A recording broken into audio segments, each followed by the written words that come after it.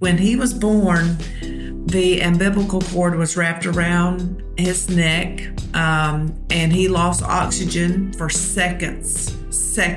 That's just so amazing that a few seconds can change your life forever. Lynn Wilkerson's son, Isaac, has special needs, so she knows firsthand how families managing cognitive disabilities can struggle with frustration, fatigue, and loneliness. In her role as special needs minister at an Atlanta area church, Lynn shows God's love to families that are looking for acceptance and compassion.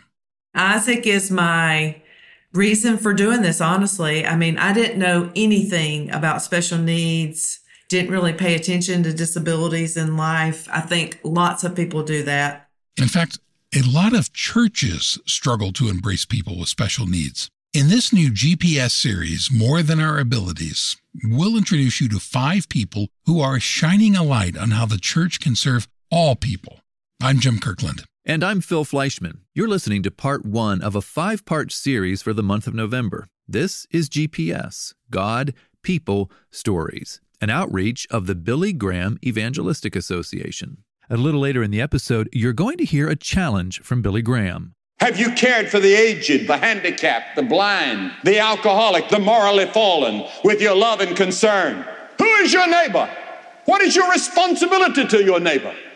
Billy Graham will have the answer to those last couple of questions in just a few minutes. First, we want to ask you to subscribe to GPS on your favorite podcatcher so you don't miss the next episode in this series. Just search for the full name of the podcast, GPS, God, People, Stories. We also want you to remember this website, findpeacewithgod.net. That's a place where you can ask spiritual questions, learn about God's love for you, and even chat with one of our trained volunteers 24/7. The address again is findpeacewithgod.net. GPS. God. People. Stories. I grew up in Hueytown, Alabama, so it's on the west side of Birmingham. Lynn Wilkerson was the youngest of 4 children. Her parents loved Jesus and made him the very center of their home. Church was a huge part of our family. My mom and dad were very strong Christians, and I grew up in a very small church. I had a fantastic youth minister when I was in middle school and played a huge part in my life. Lynn accepted Christ and got baptized when she was 9 years old, and when it was time for college, she chose a Christian school. The summer before her senior year there, Lynn worked at Ridgecrest. That's a Christian conference center near Asheville, North Carolina, not far from Billy Graham's home. This was in the 80s. So back in the day, it was happening. So they had summer staff there, and we had dorms that we lived in. Yeah, that was super cool. That's where Lynn sensed that God was calling her to ministry. When she went back to college that fall, a group of pastors from the area came to recruit students to work at their churches. One of those pastors caught Lynn's attention. And he said, and by the way, if anyone's interested in doing youth ministry at our church, come see me afterwards. And I felt like a football player. I was going to tackle anyone that got to the preacher before me because I wanted that job. Lynn's enthusiasm paid off, and she got the job. That was the best job ever. After a couple of years in that role, Lynn decided she wanted to go to seminary in order to be a better youth minister. She chose Southwestern Baptist Theological Seminary in Fort Worth, Texas. That's where she got her master's degree in religious education in 1992. Then it was time for Lynn to find her next church job. She headed back east to Johnson Ferry Baptist Church in Marietta, Georgia, just north of Atlanta.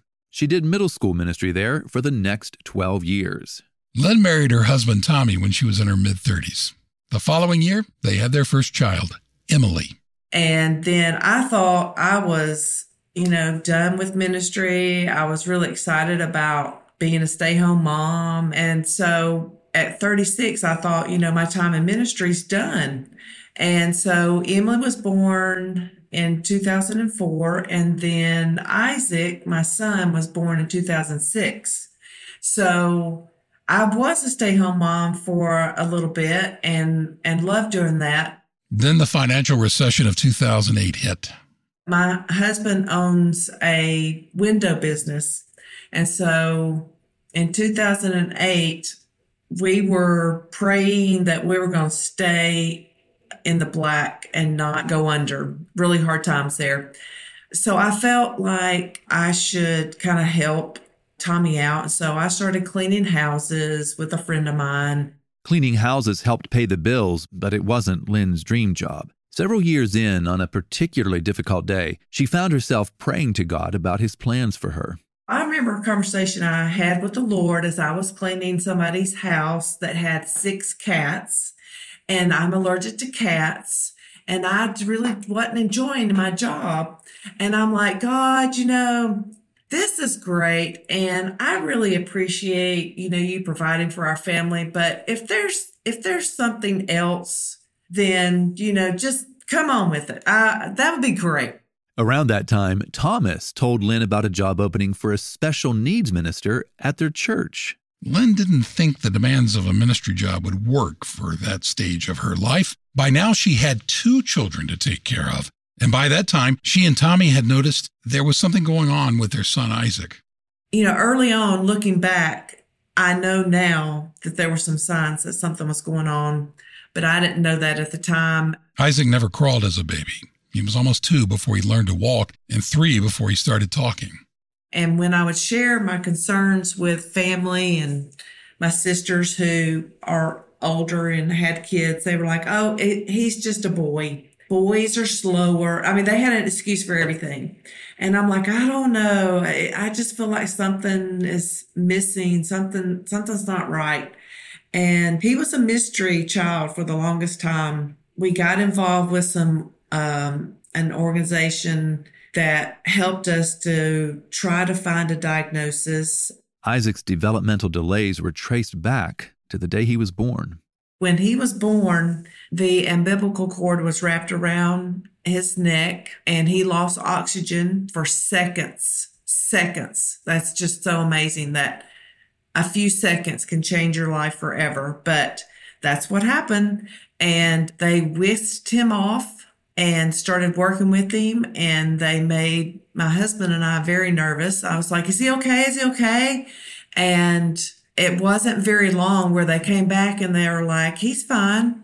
And they gave him back to me to hold, and I was so excited. Later, when Lynn and Thomas learned the cause of Isaac's developmental delays, it was hard to figure out what kinds of therapy would be helpful. So he grew up. There were some very frustrating times. My husband and I didn't know what we were doing. Therapies, they're getting better. Insurance is covering more things, but at the time, they didn't pay for a whole lot of things. And we're just like, are we just throwing our money, and is this going to help or not? It was some very frustrating times. Today, Isaac is 16 years old and in the 10th grade. He's active in church and has lots of friends. In fact, he even helped lead one of them to a relationship with Jesus Christ. But cognitively, Isaac is on a 3rd grade level. So he's high functioning. He, can handle life skills to, a pretty good degree, but will he ever live on his own? Probably not. So he's the inspiration for the ministry. That ministry is called Shine. It's a name that Lynn gave. She did end up taking that special needs minister job her husband had mentioned when she was cleaning houses. She accepted the position at Johnson Ferry Baptist in 2015, and she is still there today.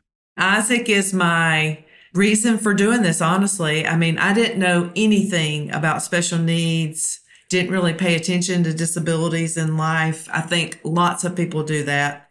Let's take a minute to talk about special needs and the church. Here's something we learned while working on this podcast. Children with special needs are far less likely to go to church than children who don't have a disability. And sadly, there's story after story from parents who had deeply disappointing, if not just outright heartbreaking experiences with churches. Here are just 3 examples, which were collected recently by our friends at Focus on the Family. When you said the new building would be a blessing, we celebrated with you.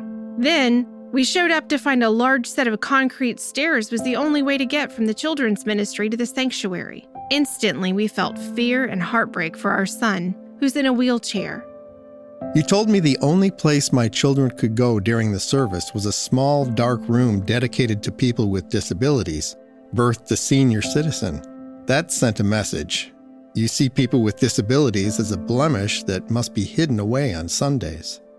We went to sign our daughter up for Vacation Bible School, but we're told that she couldn't come because of her Down syndrome. Even though Jesus let the little children come to him, you don't think that applies to children with an extra chromosome. Rather than deal with discrimination and heartbreak, many families just stay home on Sunday. Others go to church, but spend the whole time taking care of their family members with special needs in a separate room, a room where they can't fully participate in the service or experience fellowship with the congregation.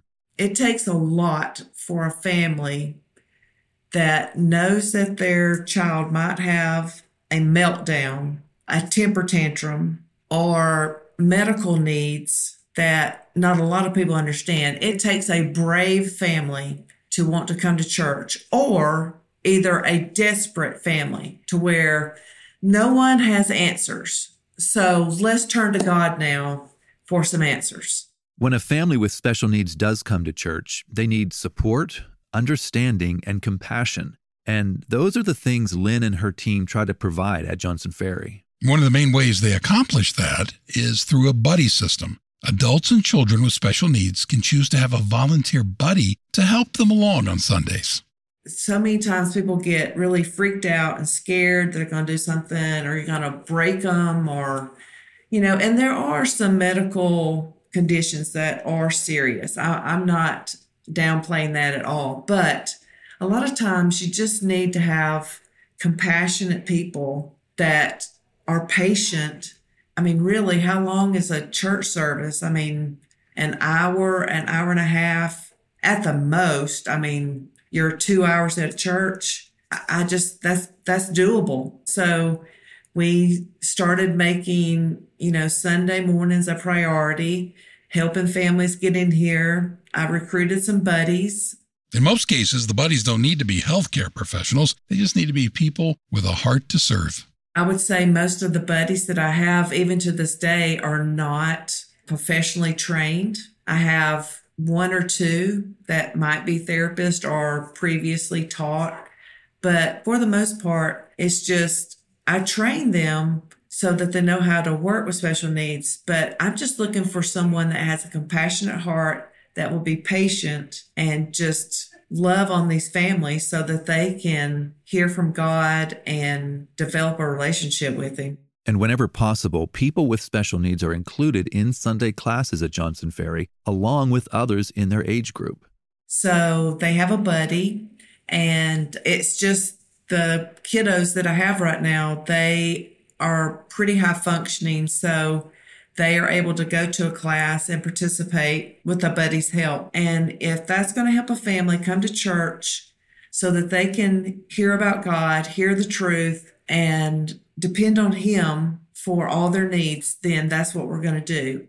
Lynn's church also offers specialized classes for teens and adults with special needs, and they try to be mindful of other ways they can be helpful. Oftentimes, it's something as simple as having smaller class sizes or avoiding flashy lights and loud music.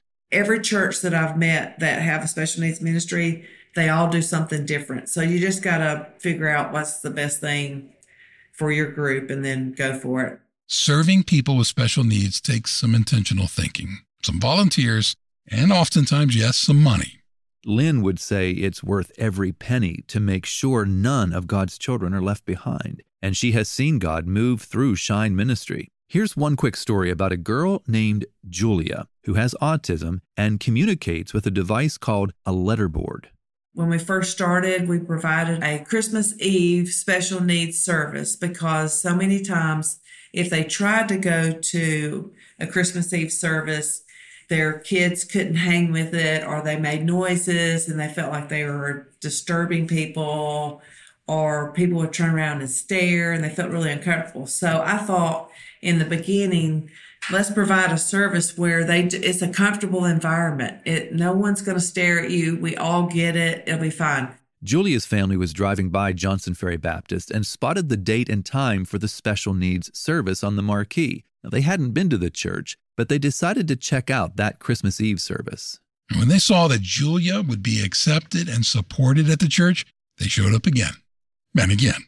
her mom got into a Bible study, was cooking one night, and she would tell Julia about what she was studying from the book of John, and Julia loved it. And so that's when she told her mom, Mom, I have accepted Christ and I want to talk to Lynn because I want to be baptized.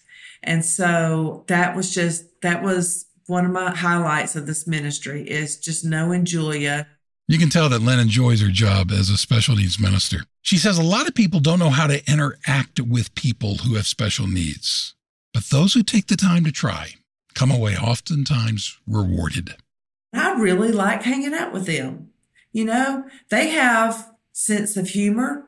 They're funny. They're fun. Most of them are easygoing. They might have some conditions that we have to come take care of, but most of them just love life and just want to have a good time. And they don't care how old you are in getting involved with them. They could care less about that, honestly. They're not affected by peer pressure or anything like that. So, you know, to hang out with somebody that feels that way, you know, becoming friends with them is really awesome. And then the ultimate is to serve in ministry alongside people with special needs and disabilities, and just seeing them as another person, you know, accepting them for who they are and knowing that God has gifted them and that you get the opportunity to serve with them in a ministry.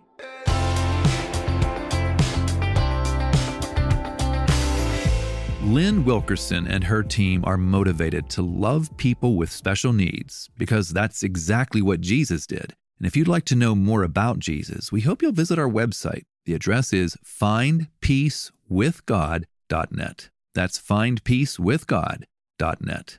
We are about to hear a quick word from Billy Graham, and then we'll have a simple but very important word from Lynn about how we should refer to people who have special needs.